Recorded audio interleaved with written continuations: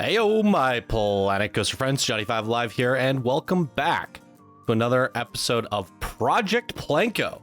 We're doing something a little bit different here today. This is a speed build by myself.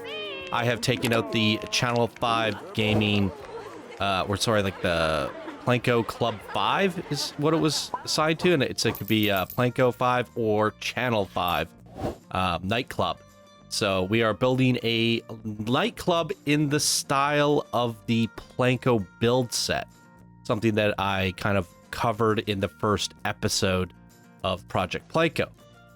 Something that I've used this build style a couple other times. I used it on my go-karts. I used some of these pieces on my earlier sci-fi sets that I've used in the past. But the kind of the things that play into that build, or those builds, use a little bit of a different subset of pieces. But I'm definitely comfortable with these kind of vinyl plastic pieces. And there's actually a pretty robust set. You can see I have a list of things there. Eventually I end up favoriting a bunch of like the modern pieces. But if you do use the filter and you just filter by modern, I believe it is, you will get pretty much everything. A few things slip me up, like some windows and some lights and some little pieces that I forgot about that I was like, oh, darn. Something I could have considered while building this, but after further review, it was hard to make those pieces work anyways, and they probably wouldn't have fit best with my overall design. So, with this build, I have this funny shaped corner piece. It's not quite a rectangle. It's a rectangle with a double turn. It's got a kink in there. So one of the challenges with Project PlanCo is building within your volumetric cube. And that can pose to be pretty challenging depending on the build style that you have. This build style in particular, a lot of wavy shapes which are definitely hard to turn. So that's definitely proposed a challenge for me. Not only is this build style pretty challenging in of itself, you can see there's like a bit of a gap there. When you're dealing with curves and stuff and turning them, it doesn't play too well. So there's a challenge on top of a challenge, but I like a good challenge. And it's been a while since I played Planet Coaster, so good to challenge myself and not just jump into something kind of easy. Now, I apologize if things are going somewhat fast here. I'm set this to 12 times build speed. And while the camera can be rather jerky at times, when we're getting to like more meticulous, minute details, it's pretty good that it's at 12 times speed. Because just recoloring things, repurposing things, dragging things around, fiddling things, as you can see me pushing things around, that's something that you spend several seconds, if not minutes, doing. And at 12 times speed, it really irons that out. So a lot of like the little meticulous things are better at 12 times speed, but then a lot of like the quicker actions where I'm actually doing things quite quickly, it might be a little bit more jarring. But one of the reasons I decided to go with this is I had 6.5 hours of footage. So it's like, okay, I could do 2 30-minute episodes, but it's kind of like, I don't want you guys to sit here and watch 30 minutes of me building something and then not really have anything to show you. My milestone where I actually have this thing in a place where I'm happy with it, it's like one recording before I do all the decorations like really quickly. So yeah, my milestone is basically the end of the video.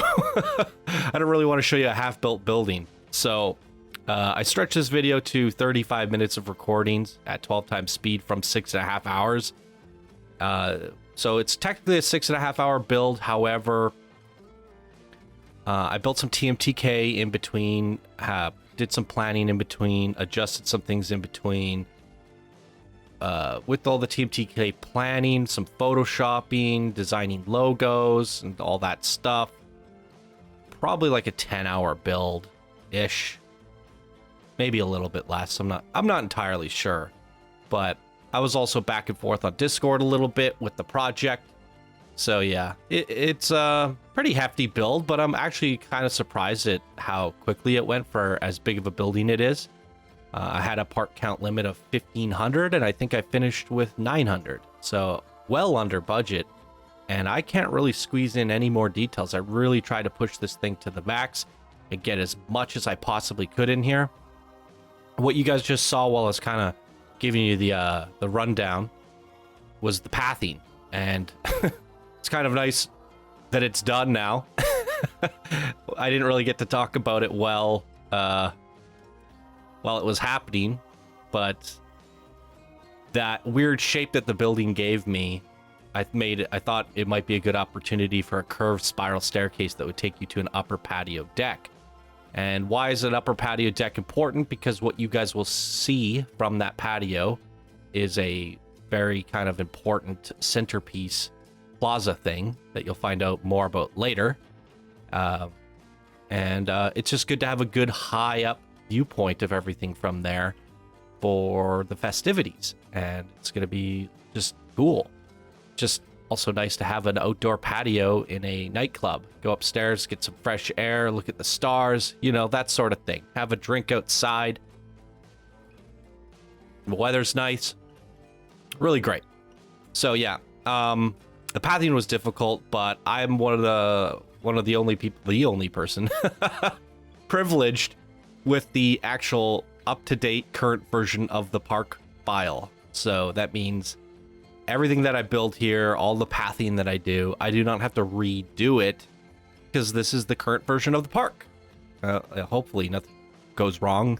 Hopefully that's the case. But if I only have to do that pathing once and once ever, then I figured I could try to attempt doing something a little bit more intricate, a little bit more complicated.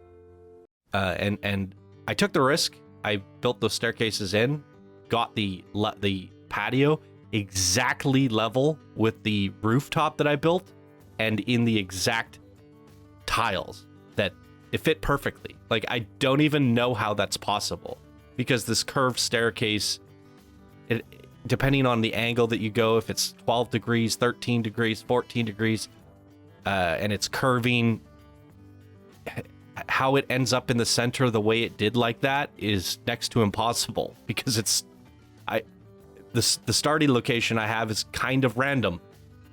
I don't know how I pulled that off. It was a stroke of luck, but I'm really happy about that. So now the building has a little bit of more intricacies. Now uploading it to the blueprint, the workshop as a blueprint, and you guys downloading it, probably a nightmare to set it up in your own parks. I'll probably upload it anyways, but I'm not really going to go through the trouble of doing setup guides and stuff. I'll just say, like, good luck in the comments. At the end of the day, I don't really intend for people to download this and put this in their own parks. It's specifically built for this park, so yeah, it's fine. So yeah, it's a little bit more on the complicated side. Each of the builds that I've done in the past, I've always tried to incorporate something different. I like doing the interactive indoor experiences where you can kind of walk around and interact with the building a bit. I've always liked to try to challenge myself in a way that it's like, okay, I designed something in here, and now I have to figure out how to make that look pretty. And for me, that's like the fun part, because I could just make a box and fill it up with stuff, but it doesn't challenge me in a way that gets me creative. So luckily I do have the park file, because I think this build wouldn't have been nearly as interesting. Now, of course, I could have built fake stairs and a fake patio where guests can't actually go up there.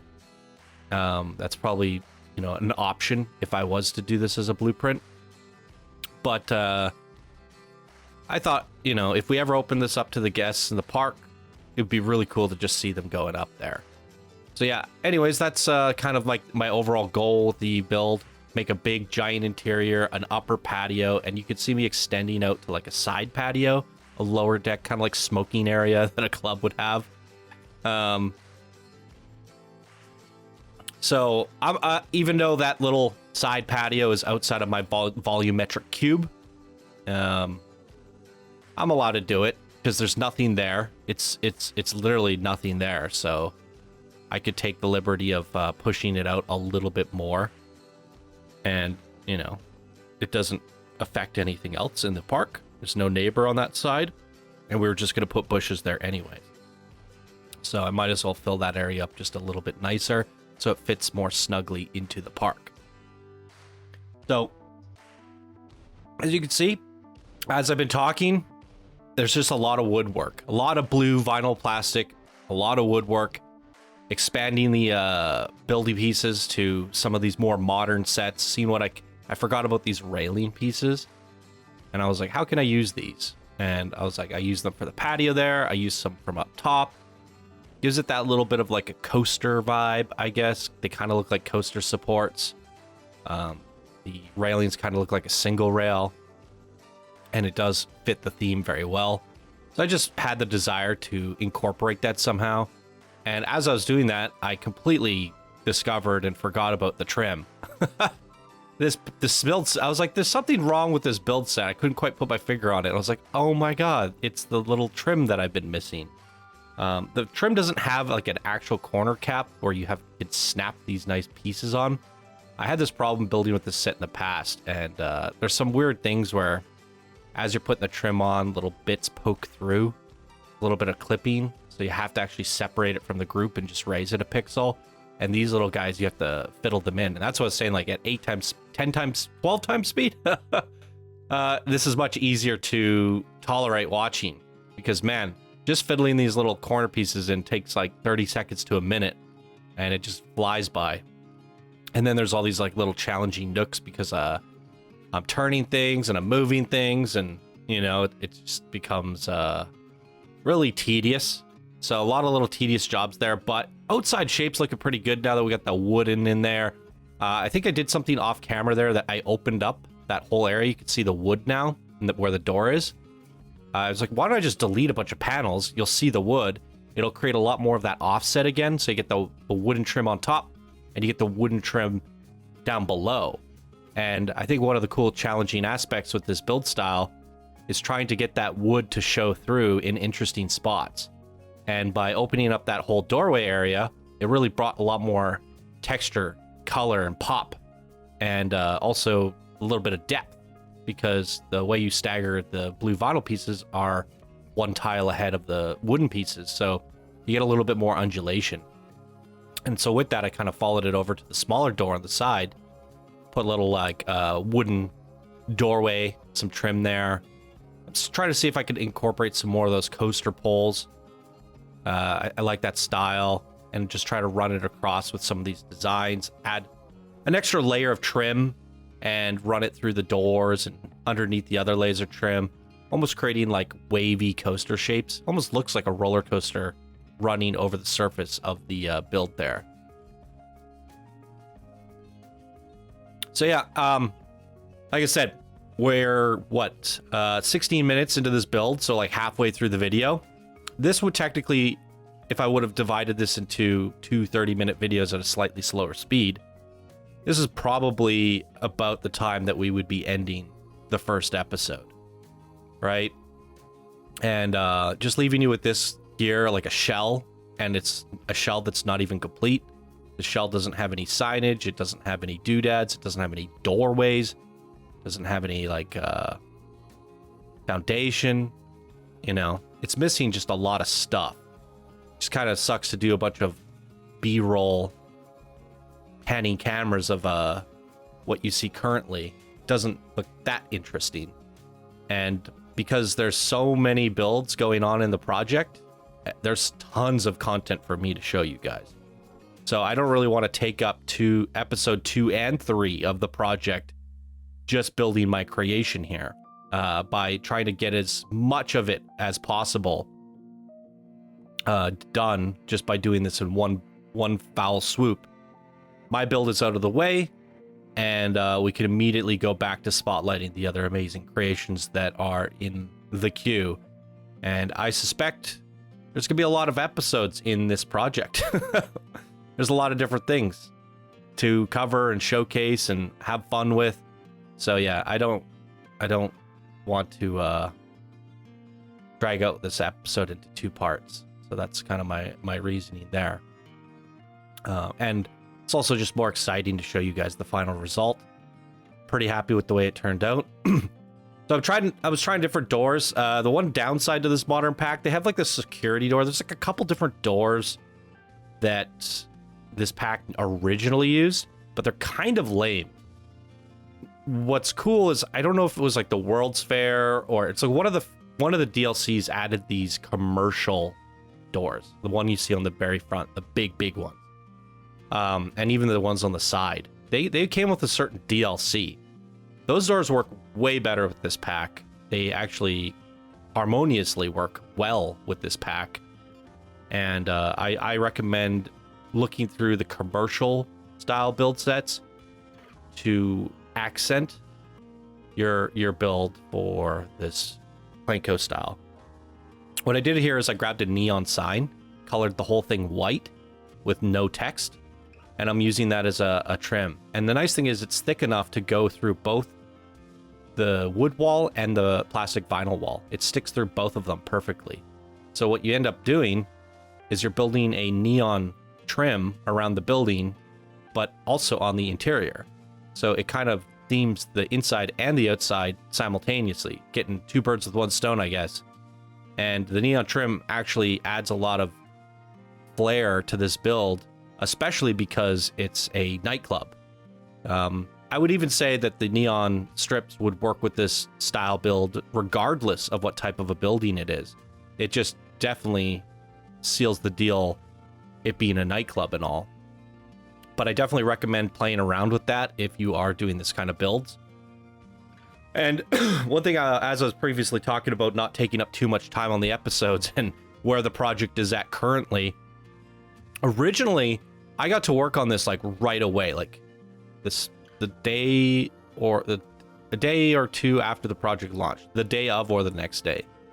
And I tried to get on my build immediately because there's a whole area here for this style, and I was super concerned that people wouldn't really know how to use it or would make a mess of it or do it somewhat clunky. So I was like, if I get my build done first, they can like watch the video and see like how I use the pieces in creative ways and see the challenges and, you know, like how I can combine the pieces together. And then they can use that as inspiration. Everybody's done already. Pretty much everybody who took out a PlanCo building is already done. And, you know, these builders in this community are smart. They figured it out, and they didn't do it the same way as me. They just found their own way of using it. And I think everyone has different results. Like, it's not, it looks like mine, but it doesn't, you know? It uses all the pieces that mine has, but maybe a few extra, and it uses them in different ways. So not only is this a fun Let's Build, but I'm hoping to be able to, for the next episode, potentially put in the neighboring buildings for this style so that you could see this build next to similar builds like this, and maybe even have most of this area in early in the project. It'd just be kind of interesting to see how they all look together, because nobody has actually done a themed area with this build style. There have been individual buildings, so we've seen coaster spotlights using this style, but never a main street or a strip or a series of buildings. And a lot of people are super skeptical about this, and it started to get me skeptical. Their skepticism was rubbing off on me. I was getting kind of worried, but I actually think I've seen a couple of the buildings, and I've seen how my building turned out. And I think once you combine them all together, I think we'll have something pretty interesting and unique. Definitely like nothing you've ever seen before in any theme park or any Planet Coaster Spotlight. So I'm pretty excited to see the results. One of the biggest challenges with this build in particular, and because I wanted it to be interactable, was the pathing, right? And so having to remove that foundation that was set for me from batch level blocking, tried to do grid pathing to at least get majority of the floor covered so that guests would be able to walk around most of this and get to the staircase to go upstairs. But then also be able to have like my chief beef vendor shop and bathrooms so that they can get to that. Plus interact with the stage, the vista points. So if you have a vista point at the stage, the guests will kind of go up to it and take pictures and stuff. So it'll almost look like they're interacting with the dance floor.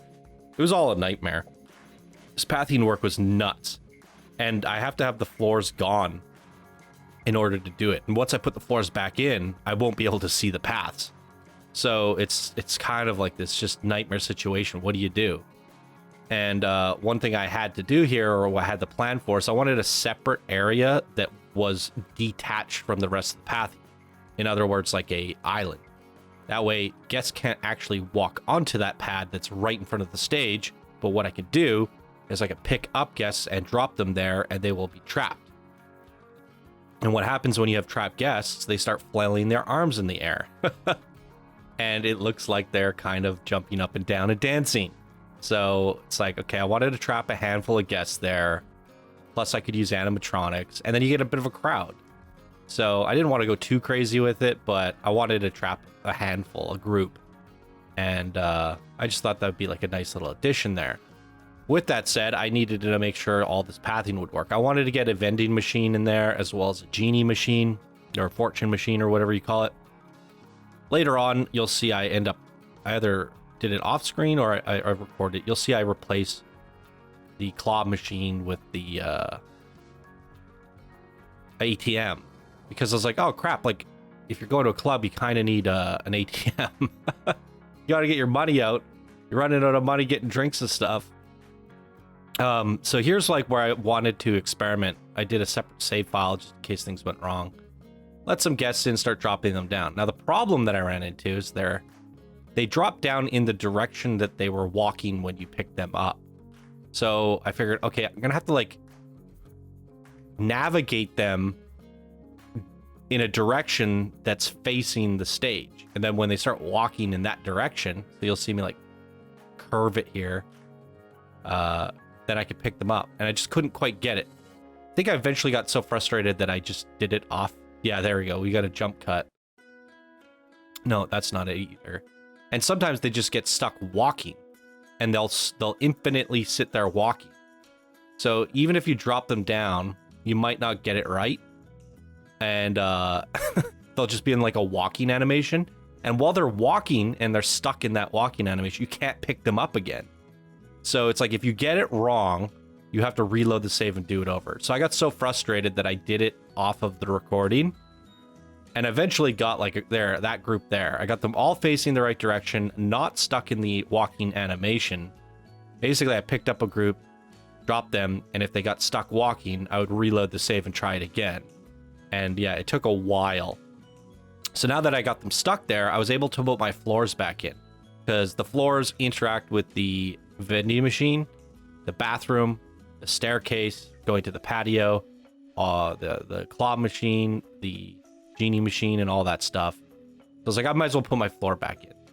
Now, the problem with that is the floor was so thick because it was part of the foundation, and the pathing actually was part of the ground, because the path sticks to the ground and not the actual foundation. Because the foundation is technically like a floating object with no collision, and the path wants to go underneath it. And because it's so thick, the floor kind of comes up to their ankles, or like above their ankles, like almost, yeah, just a little bit above their ankles. It's pretty deep. It's like they're swimming. It's like mud. They're stuck in it. And I was like, man, it's kind of bothering me. But I really like the foundation. I couldn't get away from removing the foundation because my build is built on the foundation. So if I get rid of the foundation, my building is actually floating. Well, it's like, well, why don't you just grab the whole building and sink it into the ground? Because my patio is made out of pathing, and the pathing will stay still. And now the pathing will be higher than the building, and it won't look clean anymore. I was like, crap. So my solution was, I'm going to build a fake foundation. And that's what you see me doing here. This was a bit of a pain process because I had to make sure it stuck through on the inside as well as the outside. But what ended up resulting was like a really clean, nice trim around everything. It makes more sense to have that on the outside than the inside, but I didn't want to have like little gaps. And I was gonna test to see if I could just paint the floor, the grass, and just leave that as my floor. And that way I have like this perfectly flat floor that is level with the paths. And that didn't seem to work either. But the nice thing is, now that I have the foundation baked around all of the walls on both the inside and the outside, I do have a flat level interior floor that is really, really low. Now, if I put my own floor in, I could just raise it like a pixel above the actual dirt instead of like as high as the foundation currently is. So it results in a floor. Their feet still sink in, you know, just a little bit, but they're not like drowning in the floor. So it's a little bit more realistic. And with this, it allows me to do my own custom floors. So I decided to go with this like nice black, soft black flooring. And then I did like a little bit of a blue area for the stage, a little circular blue area for like the dance floor. And this came with a much better, sharper look for the interior. I'm really happy with the way that turned out. So yeah, I mean, like, as I said, like now we're 29 minutes into this video and I'm still dealing with things like pathing and floors, which were one of the things that I messed around with just a little bit in the earlier stages of this Let's Build. It's like, yeah, I messed around with it a little bit just to make sure, like, is this gonna be a problem later on? Let's try to get the pathing to the balcony. So that was like one of the first things I did. And I was like, I'll figure out the rest later and how this is all going to link up. So it's like, I kind of roughed things out in the beginning, and then later on, I'm fine-tuning them.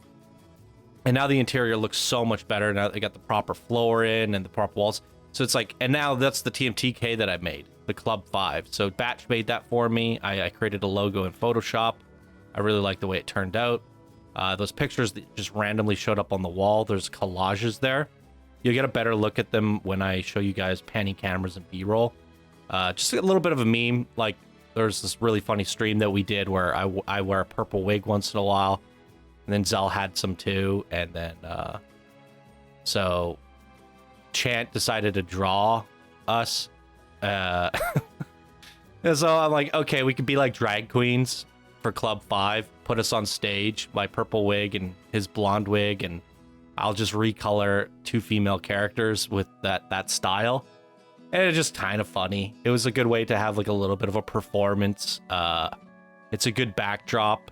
It's relative to Channel 5 Gaming, this channel. So, you know, there's some memes there, some history, some memes. And then Chat drew me a whole bunch of different, just different pictures.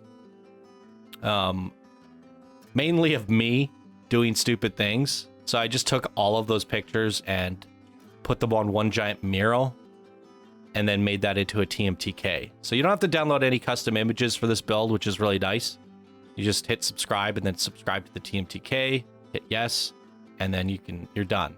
So there's no custom images that you have to load or anything. You don't have to worry about them not working or anything, because sometimes they don't always load up. It makes the process pretty easy, and turning images into TMTK is actually not that hard of a process. Batch did a whole tutorial on it. He has templates. You just create your image in Photoshop and then drop it in and, you know, make a zip folder, and then you have to upload that to the TMTK website. That's probably the longest part, is waiting for that to process. And then you just drop it into the game. It's pretty easy. So thanks to Batch for showing me how to do that. Thanks to Batch for making my Club 5 logo into a actual object in game. And one thing you won't see in this video that I haven't even seen yet, I made a few other extra little bits, little signs and things that he's cutting out for me. A crane game with pink penguins and just a few more like Channel 5 Gaming Easter eggs. And those are going to fill up a couple of the empty spots. I've left room for them. And just to add a little bit more of those memes and Easter eggs to this interior area. So obviously here I'm working at the lighting, and there was a bit of a jump cut there. You can see all these like props on the floor outside. between recordings, I just decided, it was actually today that I did that. Yeah. I was like, okay, I'm ready to decorate this thing. So I just I looked through all the different pieces the game has to offer, and I just put them on the floor outside. And I was like, I could probably find a use for this. I kind of want to use that. You know, maybe there's a spot for this. And, you know, just put all my decorations outside. And that made it a lot easier for me. So I'm not just like sitting here sifting through menus in the recording, and rather just grabbing things and putting them down, So, you know, it's just a lot of nightclubby stuff. I didn't actually find as many things as I thought I would. We got things like speakers, microphones, spotlights, a lot of animatronics. So I'm zombies are kind of like drunk people. It's kind of funny. We got, I love what I did here. This is great. Made a girl puking off by the dumpsters, and I thought it was so good that it might get missed, so I put another one by the bathrooms. And just people sitting on the benches. Now, there is a bit of an issue with that because these are real benches for the real guests. So the guests are probably going to, like, sit on the animatronics. Because I put the animatronics on the guests' benches. That is the one downside to doing that. Is the guests will kind of just sit on them. But at the same time, you can't have benches like this. These benches are the best ones in the game, like custom benches that go on pathways. You can't put those on the ground if there's no pathway there. They don't exist as assets. So in a perfect world, it'd be better just to place those down and have the animatronics populate everything and not worry about the guests. But at the same time, if we let the guests in, you know, they might clip into a few animatronics now and then, but it'll just bring more life to the club, more interactions and stuff. It'll be fine. And it's highly unlikely that we'll have thousands of guests in this park anyways. So I would only ever imagine like a handful of guests coming in here, because the only attraction is like a viewpoint, like some vending machines and some claw games and an ATM. So it's not like there's a whole lot that the AI is attracted to. So with that said, I still wanted it to feel like a club. So I'm putting all these animatronics around like crazy. We got security guards, we got dancing people. And then I was like, oh, I got to make like a queue outside, like a lineup. You know, you got to get in line outside the club. So I had some fun doing that. And once I got all the animatronics in, it really came together. And it feels like a vibe at both day and night, all the lighting. She's smooching that guy off in the corner. I had some fun posing these guys. But yeah, we're at the end of the speed build here. So all I can say is that's my build. What do you guys think? I have exciting stuff to show you in future episodes. So it's good to get my build out of the way. Enjoy the B-roll, and I'll see you guys in the next one. Bye now.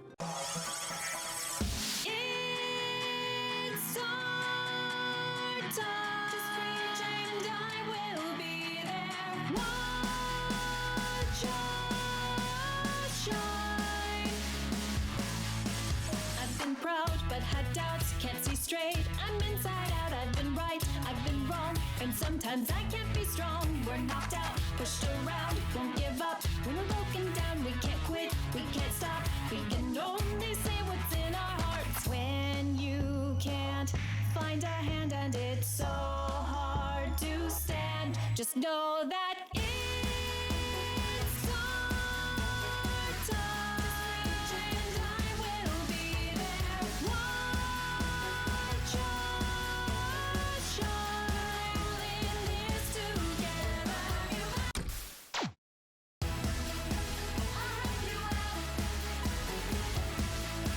Been alone, been apart, given up before I start. Swirled around in my head, fear of everything unsaid, but you're here, you came through, giving love.